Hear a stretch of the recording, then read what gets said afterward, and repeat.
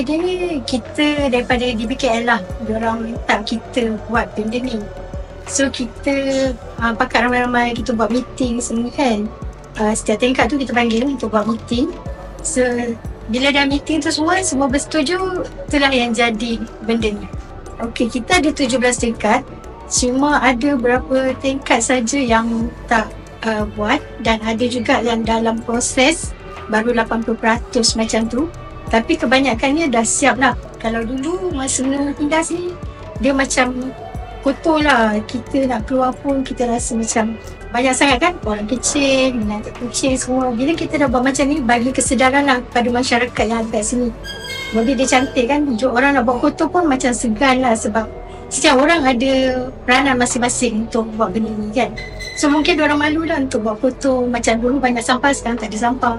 Masing-masing dah bagi bersih setiap tingkat.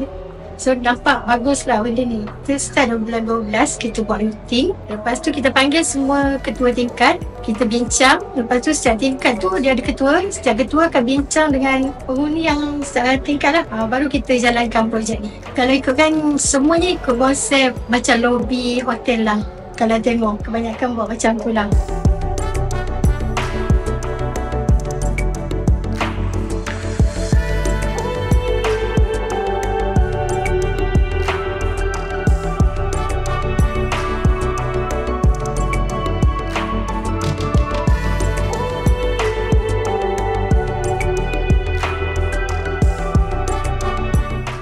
Cabaran dia memang banyak sebab kita kena keluarkan duit kita sendiri. Kita buat collection.